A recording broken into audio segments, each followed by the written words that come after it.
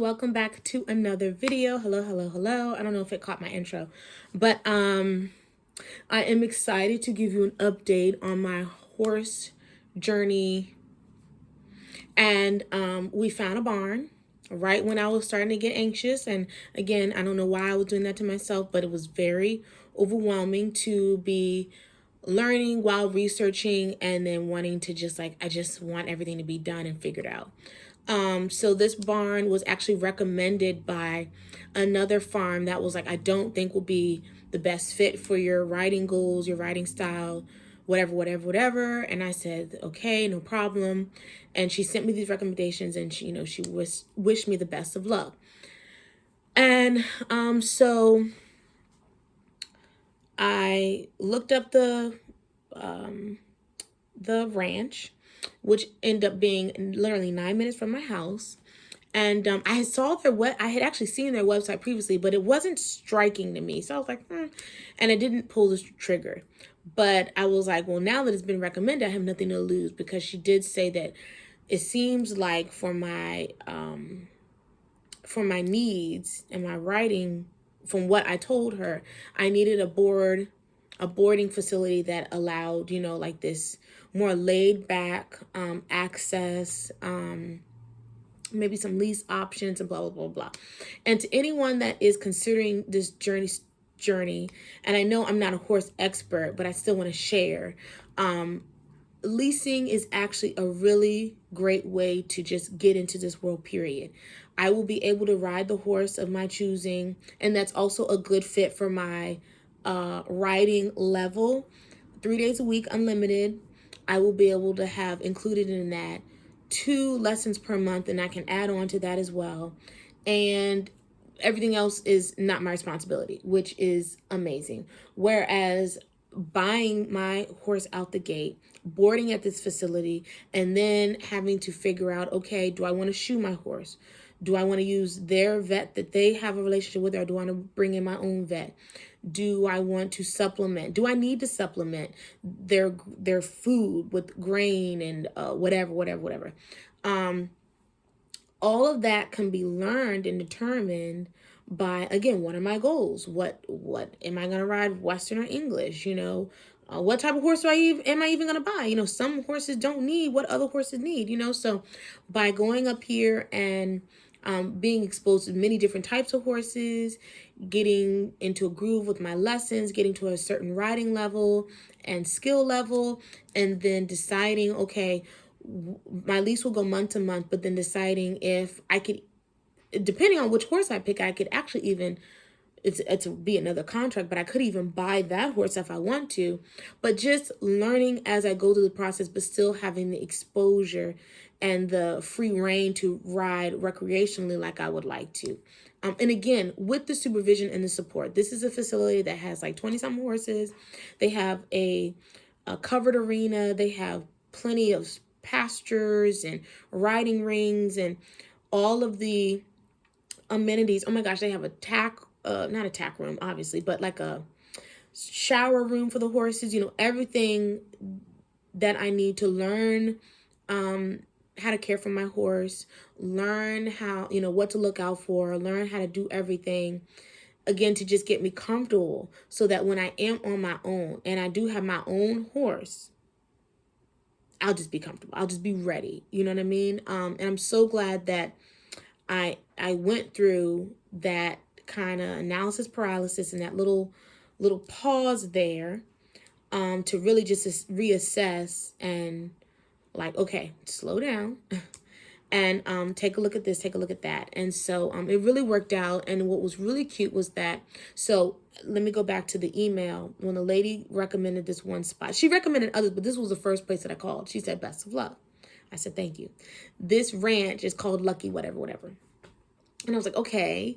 And I always feel lucky. I have, even though I know it's not just based on luck, I think that, with your attitude, your mindset, your beliefs, and how you live, it looks like luck, but you're being intentional. I knew I was being intentional with, okay, I'm going to figure this out. And everything I need is going to come to me. And I'm not going to let a week's worth of, researching and, not getting where I thought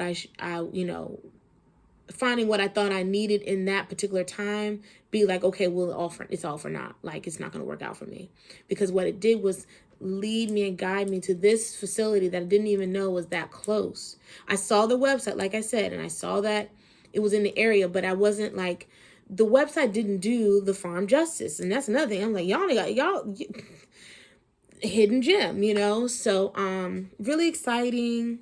And I also want to touch on my hope in people, my hope in humanity, because there's a lot of crazy things that go on in the world, and there are a lot of things that even Black people and women experience that, you feel sorry that people go through these things, but then again, you count yourself lucky, fortunate, blessed, highly favored, protected, all the things, because that's just not my reality. And so, from the moment I called her and inquired about her farm, I could just tell by the sound of her voice that she was bubbly, warm, passionate, and authentic. I know that people can get screwed over getting into the horse world when they are newbies. You can get sold a bad horse, or a lot of Black people have experienced this snobbish, cold shoulder, like we're this super elite group that, you're not welcome here.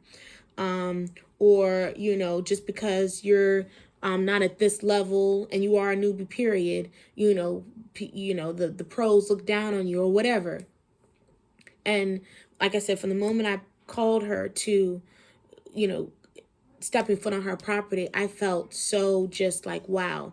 And even in talking to her about what horses she has for sale, what's the difference, what's the best route with leasing or buying and boarding, and she was like, there's some, like, I wouldn't sell you this horse. As gorgeous as she is, as sweet as she is, she's young.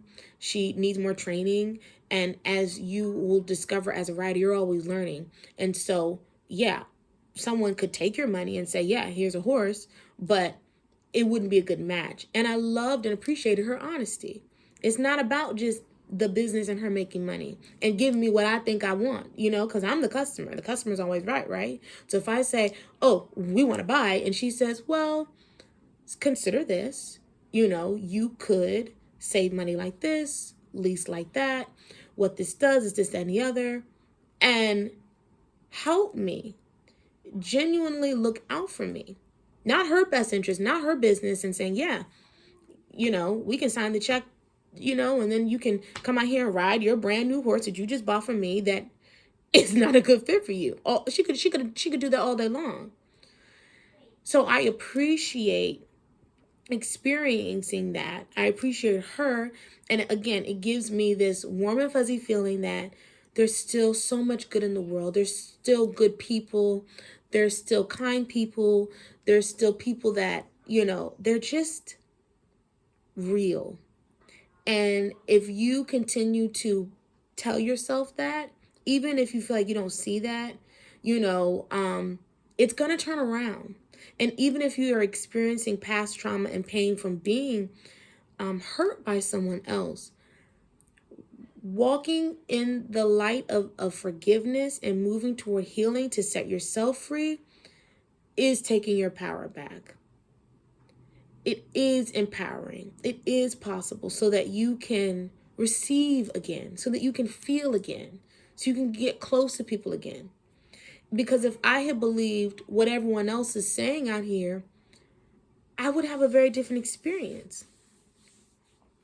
I truly believe that. I truly believe that half of what we experience is by choice. And the other half, even if someone were to disrespect me or make me feel unwelcomed or make me feel like they don't like Black people or make me feel like I'm too brown skinned and they're Black, or make me feel like they don't like my hair is offensive to them, or make me feel like they don't like my nose ring, they don't like tattoos, I am offensive to them, or make me feel like because I don't make as much money as them, I'm not on their level, whatever boxes, because I'm a Black woman with children, I'm offensive to them. Whatever you focus on, whatever you perseverate on, if I were to allow these things to shape my experience, it would affect me, not them.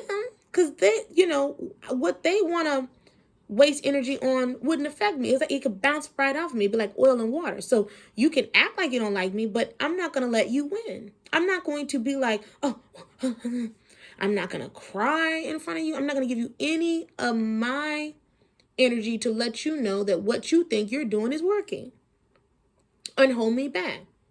And 3 weeks later, I'm still thinking about your ass or whatever. I don't like sometimes when I see these awareness posts and articles about the reality of things when I'm like, because no. They interview me, I'd be like, I'm sorry, who said what? No, I didn't get that vibe at all. I would lie like shit. And I wouldn't let that dominate over me. And I know someone can say, well, you haven't experienced trauma and you've never been blah, blah, blah, blah, blah. But I also made that choice. I'll give you this last example. I had a patient on my med-surg unit who, before I introduced myself, the nurse was like, I want to let you know that we've had a lot of issues with her, and she is very offensive.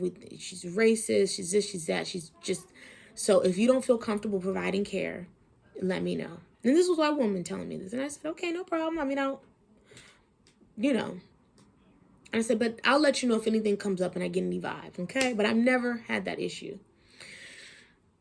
I go in, we speak, and I'm like, I know her. She's not a new patient, because sometimes when you have a day off or you're on another floor, they rotate the rooms, or that patient is discharged and another, it's a lot of turnover. And sometimes we have patients for a really long time. And I was like, Miss Such and Such? And she's like, yeah, honey. And I was like, oh.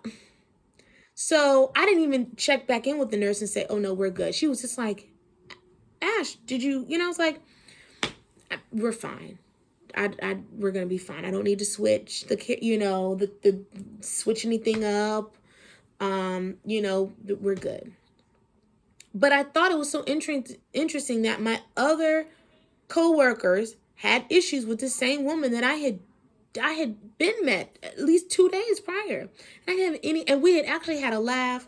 Her laptop was closed, but it was some ad was still playing. So we're hearing this noise, and we couldn't figure out where the noise was coming from, because the TV was off. She was like, my cell phone's right here. And she was like, this is so strange. She was like, I bet you this room's haunted. I was like, well, it could be, but let's not go there. So we're looking with it. And we had the funniest laugh, because I was like, maybe it's your laptop. And we opened it. I'm like, oh, it's still, I don't know how your laptop's doing that, because you would think when you close it. And we shared that moment. I don't know why she liked me, or not even liked me, but if she was a racist and she just wasn't letting on with me, I don't know, and I don't care. But I wasn't going into that situation like, oh, on the defensive side. I wasn't setting myself up, but like, okay, yeah, I'm gonna be guarded. I'm gonna be ready. I'm gonna be ready for her. But that's just me. That's just my approach. And I know that things happen, and I know that, history and all these things, it puts a bad taste in your mouth and blah, blah, blah, blah. But at the end of the day, we choose how we want to, continue to move forward and not let these things hold us back.